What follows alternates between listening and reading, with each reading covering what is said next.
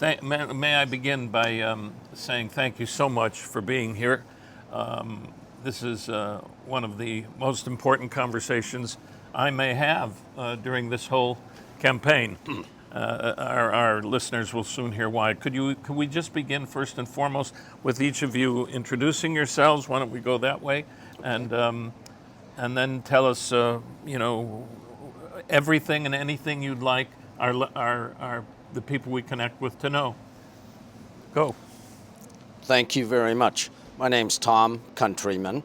I served 36 years as a Foreign Service officer in the Department of State, half under Republican, half under Democratic administrations. Served faithfully both of them. The last several years with responsibility for U.S. policy on nuclear arms control and non-proliferation. I was nonpartisan then. I'm very partisan now, not only because Trump poses a threat to our democracy, he poses a threat to the survival of humanity. This is why. The president has sole authority to launch nuclear weapons, to start a nuclear war, and to entrust that authority to a thin-skinned, insomniac narcissist is asking for disaster. Can't be clearer than that. Thank you. I'm Melissa Bryant. I am a former senior advisor and deputy assistant secretary to Secretary McDonough at the Department of Veterans Affairs. I'm also a third-generation war veteran. I'm an Iraq War veteran. My father was a Vietnam veteran. My grandfather was killed in action in World War II. We're a Gold Star family. We were not suckers and losers. He was not a sucker and loser. I'm also a former intelligence officer. I was in the Army intelligence, and I worked in the Pentagon for several years under Defense Intelligence Agency. The idea of the information that Donald Trump would have in his hands and what he would do with it scares me to death. He cannot enter the Oval Office again. Thank you. My name's Jeff Bleich. I am like Tom, I've served with Democrats and Republicans alike, served under them. I'm a former United States ambassador to Australia. I worked in the intelligence community with the Director of National Intelligence. I represent the United States around the world as chair of the Fulbright Board and have held other national security positions. I think what's largely driving me and keeping me awake at night is our allies and partners around the world. Great strength of the United States are the relationships that we've formed in terms of sharing information and also developing interoperability with like-minded countries all over the world. And it has given America the strength that it has and has been the source of our ability to ensure security and prosperity. And I'll tell you, our partners and our allies are scared to death about Donald Trump being president of the United States again. They recognize in him a lack of strategic clarity, an erratic decision-making, a narcissism and selfishness that is unheard of in American history in the Oval Office. And they are already thinking, what will they do? And if our partners and our alliances break down, that makes all of us much less safe. Go ahead.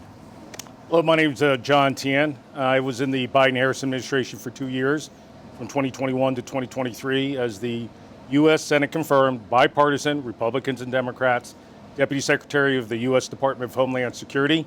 I know you were on Homeland with Claire Dane, so maybe we can talk about some of your insights there, sir, as well. I'm also a 24-year active duty retiree as a United States Army colonel with 3 combat tours in Iraq. And I think what you see here represented amongst all of us is there's some military, there's State Department, there's DNI, State Department again, senior officials, policymakers. We're a group of like-minded individuals called National Security Leaders for America. I'll say that again for emphasis. National Security Leaders for America. About 800 or so retired generals, admirals, ambassadors, cabinet members like me and deputy secretaries, and really civil servants as well. And by the way, I was also a civil servant as a U.S. Army colonel and major in the Clinton administration, with the U.S. Trade Rep, in the George W. Bush administration, bipartisan on Iraq, in the Obama administration on Afghanistan and Pakistan, and of course as Deputy Secretary of Homeland Security in the Biden-Harris administration. my one, look, we all have our reasons for sitting here, and we're in violent agreement on many of these things. And the ambassador just talked about our alliances, globally and forward deployed. My big concern, especially, and again, you were on Homeland, you know this. I know you got some briefings on how dangerous the world can be and America can be. As the Deputy Secretary of Homeland Security, I saw what Donald Trump unleashed on the United States of America, not just on January 6th, but during his entire administration. He woke up in the dog whistles, and he gave an opening and a way to liberate the darkest corners and not the better angels of our American souls to essentially come out and say, not only do we have a representative here, it's not somebody on Newsmax or Nick Fuentes on the Proud Boys or something like that. It's literally the President of the United States. And as Tom just spoke about, really the most powerful person in the world. He could be powerful in terms of nuclear weapons, and equally so and equally dangerous in terms of unleashing hate back into our country. As Kamala Harris and Tim Walz said, we're not going back. Can you elaborate a little more on some of the specifics of how he, woke up some of these horrors? Well, essentially what he's done is given free rein to anybody who wants to come out and say, we're going to divide this country. And again, the Proud Boys, that's tame compared to, and again, I think you know this on some of the unclassified briefings that you had around there's something called the dark web, right? And on the dark web, this is where they organize. And honestly, they've been able to move off the dark web because they really don't feel like, especially in a Trump administration, that there was going to be any ramifications or any consequences to the things that they were saying and doing. And to be fair, January 6th was probably the most violent and most horrifying and disturbing manifestation of allowing that hate to prosper. And it's going to get worse.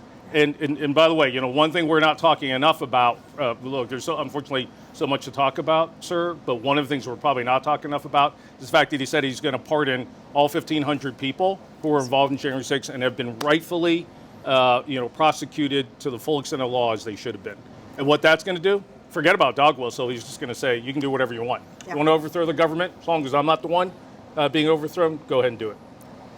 Not to mention the overt racism that he brought back. I know my family, as a black woman, we felt incredibly threatened the minute that he was elected. It felt like George Wallace had been resurrected and elected.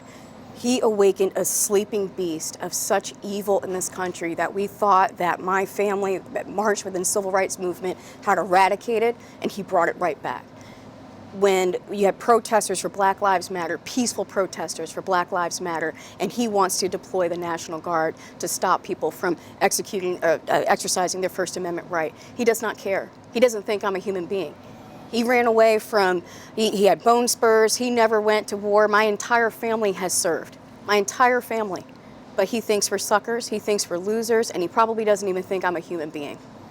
That's the kind of man that was in that office before. We cannot let him back. And with his unburdened ability to do whatever he will want to do, given the Supreme Court, and given their decisions and saying that now there's no longer presidential, or there is now complete presidential immunity. No accountability. No accountability. My God, what will he do next?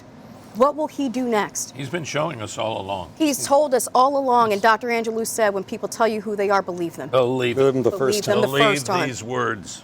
Yeah. So whenever you're picking someone for a job, you're trying to figure out, how have they performed in the past? And so you check with people who've worked with them. So you look at Donald Trump and his national security team. He's had 2 secretaries of defense say that he was completely erratic. They would never serve with him again. He shouldn't be in the Oval Office. One of them, Secretary Esper, said that he actually wanted to use U.S. soldiers to stop protesters by shooting them in the legs and asking why they couldn't. Yeah? You had his national security advisor say the same thing. You had his Secretary of State come out of a meeting saying the guy is a moron. Right? And that's a diplomat speaking. That's him using silky language to describe how he felt. I mean, that tells you everything you need to know because no one else is in the room. You've got to trust the people who he picked, the most senior, most qualified people, confirmed by the United States Senate, and that's how they responded to him. Now contrast that to Kamala Harris. Kamala Harris She was selected for vice president by probably the person with the greatest pedigree on foreign policy for the last 50 years in the United States Senate, Joe Biden. And when he picked the person who he would want to step in if he couldn't serve, he chose her. And he had seen her performance on the Intelligence Committee. He knew who she was. He knew her strengths. And then when he made the hard decision to step away, he did not hesitate to endorse her. So that tells you a lot. The people who work close with her are absolutely confident in her skills. The people who were close to Trump don't want him anywhere near the Resolute desk again. And Vice President Harris was so smart also to pick Governor Walz to be her vice president too. And someone who I worked with when he was the ranking member of the House Veterans Affairs Committee. He cares about suicide prevention of veterans. You remember hearing about 22 a day. He made sure that the Clay Hunt Save Act was passed into law so that way we could prevent those 22 veterans who are dying by suicide per day. He wanted to ensure that expansion of the GI Bill, now the Forever GI Bill, so that I can then pass that to my children and they can receive an education just as I received an education, my father received an education. These are things that Governor Walz believes in and things that Donald Trump mocks. He mocks. And service should never be mocked. Service should never be something that is denigrated. I'm appalled by J.D. Vance denigrating the service of another veteran because we know that when only 1% of our country is raising our hand and saying, send me, we can't afford in an all-volunteer force to say that one service is worth more than another. It's not. It is not. But these are the people who are on that ticket. These are the people who say that they uphold American values, and they do not. Let me say that each of us, as we began our public service, took the same oath to preserve, protect, and defend the Constitution against all enemies, foreign and domestic. That's a lifetime oath. Each of us still feel bound by that as an obligation, as reflecting upon our personal honor to uphold that oath.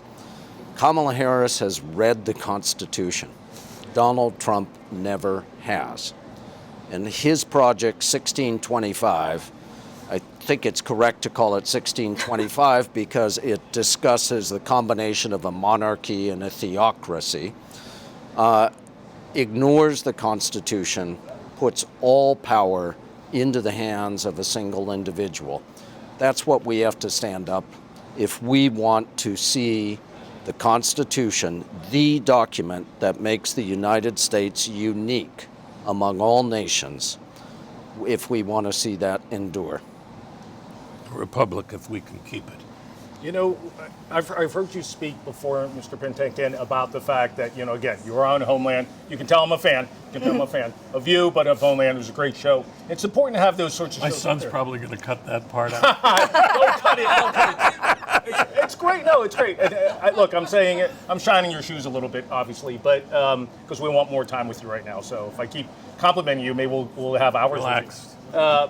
But no, the other reason I'm complimenting is for the same reason why I'm glad that the Hurt Locker's there, and that American Sniper. Now, sometimes, you know, Hollywood can get a little bit wrong, but this is important for these issues to get out in front of the American people. And oftentimes people will point back, it's like, well, that happened in Homeland. I've heard you say on some of your other online things, sir, where you've said you've got some briefings. I've said that a few times, and one of the things I've heard you say before is you used to ask some of these briefers, there's background, and it's like, what's the thing you're most concerned about?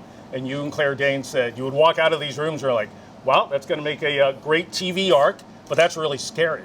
Well, here's the thing that scares me the most, and why I think, and I agree with my colleagues here, that a Harris-Walz ticket and a President Harris and a Vice President Walz are the right leaders at the right time to lead our nation, and certainly not a President Trump for a second time to fail and a Vice President Vance. And I know the ambassador and really all of you guys would agree here, is that he's already destroyed our alliances. One of the things I did, and I know the ambassador and Tom did this as well, you know, being deployed out there representing the United States of America with our allies. The last thing I did as the Deputy Secretary was do a Five Eyes visit, which are our four closest allies, Australia, New Zealand, UK, and Canada. And it got hosted in New Zealand. And I went there, and we were sitting around the table. It was about a year ago, and we were all like, you know, what are we concerned about? There's a lot of talk about Indo-Pacific and a very aggressive Xi Jinping in China, and they all said, Yes. Are we concerned about China? Yes. And Putin, yeah, he's horrible. Ukraine, our number one fear. These for us. Donald Trump. And Donald Trump in his current existence, and then if he becomes president again, because effectively he's going to hand over the world to everybody else. And I said, why do you think he's going to do that? I said, not because he believes in it. There are some isolationists out there. You could go World War II, right? The historians among us would say, there were a lot of smart people who are like, we should be isolationists for a lot of different reasons. But Donald Trump, you know the reason he's doing it? And Tom said it before, because he's a narcissist, he's self-centered, and he only does what's good for him. And it looks like, J.D. Vance is Trump 2.0 in the same way. And when J.D. Vance says, I don't care what happens to Ukraine, he's saying that to Putin, and he's saying about Poland and about NATO. But you know what else is he saying? And they know they're saying it. It's not even, again, a dog whistle. He's saying to Xi Jinping about Taiwan, the Indo-Pacific. It is in our U.S. national interest to have strong allies abroad, in our U.S. national interest. It isn't because we want to be the policeman of the world. It's because we are the best democracy in the world, and we are that shining city on the hill, and this is the way the world should go. Yes. Ambassador? You brought up Homeland, and so I'd be remiss if I didn't bring up my time with the best people. Remember when he said he'd bring in the best people to serve with him? I served at the Defense Intelligence Agency when Michael Flynn was the director. And we were there, and we saw the descent, as my former colleagues called, into madness of things that were the markers of what would become the future National Security Advisor of 21 days? I can't remember, measured in Scaramucci's. Right. I can't remember how many days he was actually there. But those are the best people that he said he was going to bring in, and he's already said he's going to bring them back. We can't go back to that. We cannot go back to people who didn't care when he was serving in uniform. He was fired by President Obama for a reason, and then he brought him back to be his national security advisor, and he would probably bring him back again. And with this, again, lack of presidential accountability and immunity that the Supreme Court has granted him, who knows whom else he will pardon, along with Michael Flynn and others. These are types of leaders that he would bring in to do his bidding. Yeah, if I could just say a word about the intelligence community, because as Americans, we appropriately, we see someone in uniform and we thank them for their service. Intelligence community members are in the same places that our that our uniformed officers are, but they're not in uniform. No one knows what they're doing. Even sometimes their families don't know what they're doing. They serve our nation without anyone ever thanking them, without anyone ever recognizing their commitment. They are some of the best among us. And one of those moments when you really just feel kicked in the gut was when then President Trump was meeting with Vladimir Putin, and he said that he would trust internet rumors over his own intelligence officers. Right? That tells you first just impugning the intelligence community. But then on top of it, what is he basing decisions on? He's basing decisions on internet rumors as opposed to professionally collected data, which will inform us about what is in our best interest as a nation. That should frighten every American about allowing that person back into the office. I tell you, this has been as extraordinary as any terrifying spy camp session that we had for Homeland that we had every season, to find out, as we asked the question, what are you most frightened of? When you said at the beginning, 800 members of your community, of the highest ranking military and intelligence officials and ambassador and in our country, who've devoted their lives. It's in your DNA to protect the individuals in that office. And yet that man has degraded any rights for his nature to be in that office, and for any of you to feel that he deserves protection. And you have come out to say it, to shout it to the rafters, and I'm certain till your dying days, because you know it, and you care and love this country. And the children, my grandson, 2.5-year-old, my 2-week-old granddaughter in a few days, and all of your children, and all of our children everywhere. That's what we're here for. And I don't think it's easy for you to talk about a former president in any way. It's a private matter until the crime has been committed and the degradation of that office has stained everything that you put your oath on to support and defend this country and its Constitution. It's our duty. It's our duty, and thanks for giving us a platform to do our duty even better. Thank Thank you. you. I mean, my God, this is, we're not just going to play this once. We'll put this out there, and we'll put it out over and over again. And we'd be happy to connect with any of you guys again, and for longer periods, more in depth. I think this is a really critical piece of this fight, and over the next 75 days we're in this. Sometimes these connections just happen by bumping into people in the hallway. That's right. That's how it happens. So Just say yes and show up. connect you to other creators and get this message and hear more from you out there. We can have Zoom calls, where different people that you want to say, call these guys, we can do it, this. Yeah, there's more of us. There's Yes. about 790 more of us. Yeah, so one of the, we can make those screens like that, a little more fuzzy, but Yeah. there's a lot of ways we can communicate. Yes. Yeah. And Thank you so I much. can't thank you enough. Thank you. Thank you. Good job. Well done. Thank my son Gideon too. Thank you Thank so you. much. Thank you, bless you. Appreciate it. Thank you. And I love Homeland. Oh, it was a great experience.